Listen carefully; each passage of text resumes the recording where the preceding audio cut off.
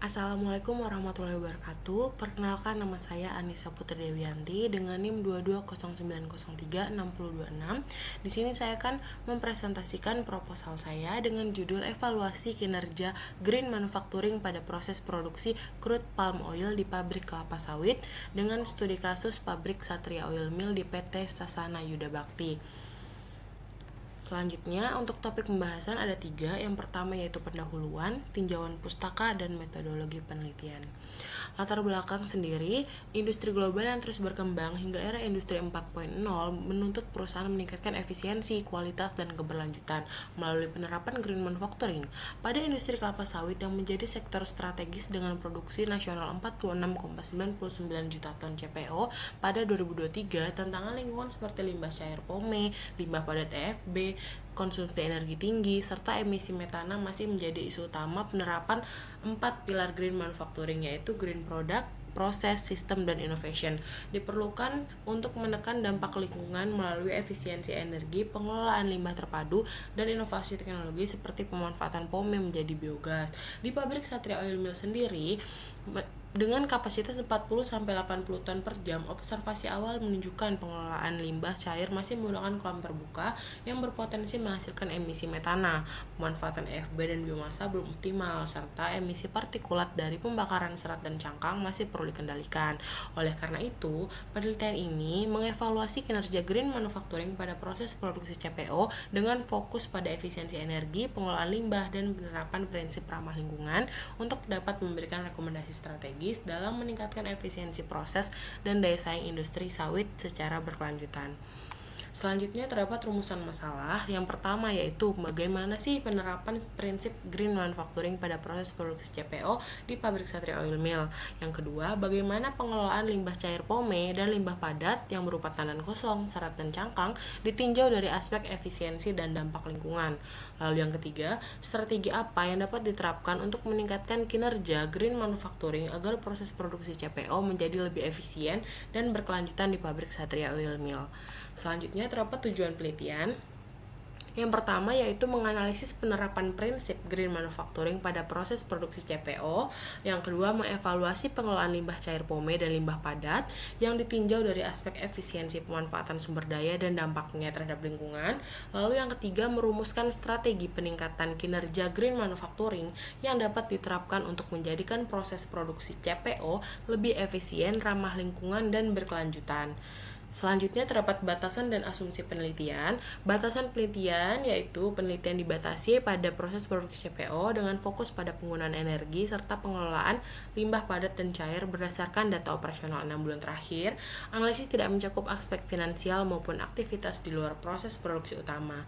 Lalu terdapat asumsi penelitian pada penelitian ini, yaitu dalam penelitian ini diasumsikan bahwa proses produksi CPO di Satria Oil Mill beroperasi secara normal tanpa mengalami variasi atau perubahan yang berarti selama periode pengambilan data berlangsung. Selanjutnya di sini ada tinjauan pustaka. Yang pertama yaitu green manufacturing. Green manufacturing ini sendiri merupakan salah satu upaya penting untuk mewujudkan industri yang berorientasi pada kelestarian lingkungan. Proses manufaktur atau produksi memiliki dampak yang signifikan terhadap lingkungan, termasuk limbah hasil produksi seperti energi, emisi gas, bahan kimia, limbah cair, dan juga limbah padat menurut Pujianto DKK 2022. Selanjutnya ada crude palm oil atau CPO. CPO sendiri merupakan salah satu hasil dari olahan kelapa sawit yang banyak sekali dimanfaatkan sebagai bahan baku berbagai produk pangan seperti minyak goreng, lemak nabati, pada produk susu, serta bahan pembuat es krim. Selain itu, CPO juga berfungsi sebagai bahan dasar dalam produksi energi terbarukan, khususnya minyak biodiesel atau biasa disebut BBN. Di Indonesia sendiri, produksi CPO menempati posisi tertinggi di antara seluruh komoditas perkebunan, menjadikannya sektor unggulan yang berperan besar dalam perekonomian nasional menurut Radivan 2014. Selanjutnya ada limbah. Limbah sendiri merupakan sebuah material sisa yang dihasilkan dari proses produksi baik industri maupun domestik dan akan selalu muncul di setiap wilayah tempat masyarakat tinggal. Menurut Asteria DKK 2021, limbah itu terdapat 3 jenis, yang pertama limbah padat, lalu limbah cair, dan yang terakhir yaitu limbah gas. Selanjutnya ada energi audit. Audit energi ini sendiri merupakan suatu metode evaluasi yang dapat dilakukan secara sistematis untuk menilai tingkat konsumsi energi serta mengidentifikasi potensi penghematan di suatu sistem atau fasilitas industri menurut Traharjo dan Riyadi 2016. Lalu selanjutnya ada efisiensi boiler. Efisiensi boiler sendiri dipengaruhi oleh berbagai faktor yang berpotensi menyebabkan kehilangan energi selama proses operasi. Beberapa aspek penting yang harus diperhatikan dalam evaluasi efisiensi meliputi karakteristik bahan bakar yang digunakan, suhu air umpan sebelum masuk ke boiler, jumlah uap yang dihasilkan, tekanan operasi uap, serta temperatur gas buang atau flue gas menurut Effendi DKK 2020. Selanjutnya penelitian ini terdapat 3 penelitian terdahulu yang saya cantumkan di penelitian saya. Yang pertama yaitu Mustangin dan Harnowo di tahun 2020 dengan judul Audit Energi Listrik dan Boiler Pabrik Kelapa Sawit Kapasitas 60 ton per jam dengan metode energi audit, objeknya industri kelapa sawit. Lalu yang kedua ada Keman dan Mardesci di tahun 2025 dengan judul Energy Scanning in a Palm Oil Mill, metodenya audit energi, objeknya industri kelapa sawit. Lalu yang ketiga ada Tambunan di tahun 2019 dengan judul Valuation of Waste Oil Palm Biomass for Energy in Palm Oil Mill in Indonesia, metodenya analisis biomasa atau energi, objeknya industri kelapa sawit. Selanjutnya ada lokasi penelitian.